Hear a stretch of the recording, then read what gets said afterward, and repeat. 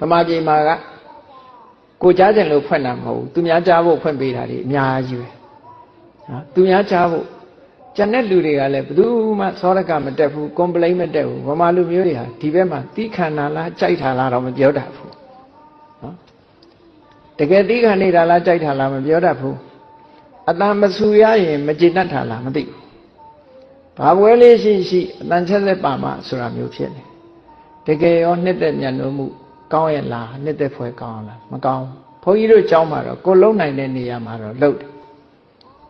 ပွဲရှိရင်ဘာမှမဖွင့်ရဘူးတန်ချက်သက်ဘာတန်ချက်သက်မှမဖွင့်နဲ့ဖះလည်းမဖွင့်နဲ့တရားလည်းမဖွင့်နဲ့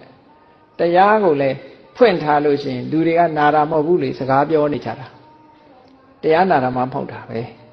အဲ့တော့တရားမနာပဲနဲ့တရားဖွင့်ထားတာလည်းအဓိပ္ပာယ်မရှိဘူးပဋ္ဌာန်းပွဲတွေရွတ်ကြတယ်သွားကြည့်ပဋ္ဌာန်းနာတဲ့လူတယောက်မှမရှိဘူးနော်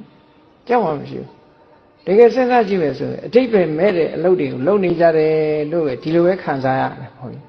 သို့တော့ကိုယ်ဘာတတ်နိုင်လဲဘာမတတ်နိုင်ဘူးဒါသူတို့ကြိုက်လို့လုပ်တာလေသူတို့ကြိုက်လို့လုပ်သို့တော့အဲ့ဒါကို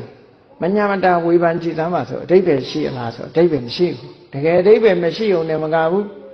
ဖះအကြိုက်ဆန့်ကျင်နေတယ်လို့ဒီလိုပဲမြင်ရတယ်ပေါ့တိတ်ဆိတ်ငြိမ်သက်မှုဟာမြတ်စွာဘုရားရဲ့အကြိုက်ပဲဖြစ်တယ်ပေါ့